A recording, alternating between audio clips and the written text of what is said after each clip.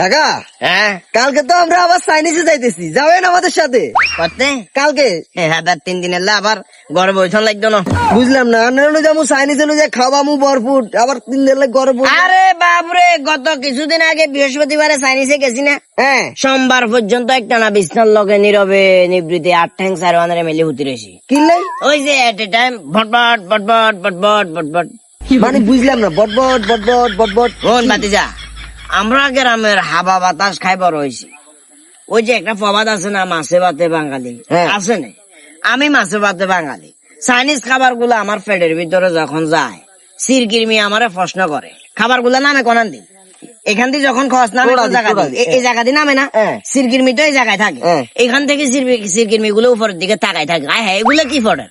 সেলিম ভাইসা এই যে এত বছর বয়সে কখনো এই খাবার তো খাইতে দেখি নাই। মিষ্টি মিডিয়া কুম্বা মিষ্টি হয়ে জানি, কিন্তু ডি কুম্বা গুলা সাদা সাদা মিষ্টি, মনে হয় যে দুধ দিরানছে মোরব্বার মতো। তারা চিন্তা করে, তারা চিন্তা করতে করতে তারা যখন কোনো কুল কিনা না পায়, এবার এরা আমার হাইডের ভিতরে গুড়ুম গাড়ুম শুরু করে দিই। খুব বাজে অবস্থা। সিরকিরমির লগে আনার কত হয়?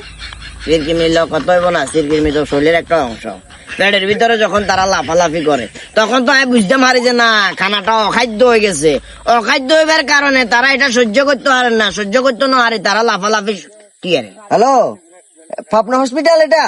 আপনাদের 2টা লোক পাঠান, কাকা পাগল হয়ে গেছে। কোন এটা পাবনা থেকে কল দিছে। কোন পাগল হয়েছে? আপনি সালার ফুদ আছে না, কেজি বিয়া মানে কেজি গুজি কিজি এলাম কিজি হ্যাঁ, চাইনিজ মারাই দিয়েছে। রশি নিয়ে আসেন, ছাড় বেড়া। কাকার মাথা পুরাটা গেছে, রশি নিয়ে আসেন।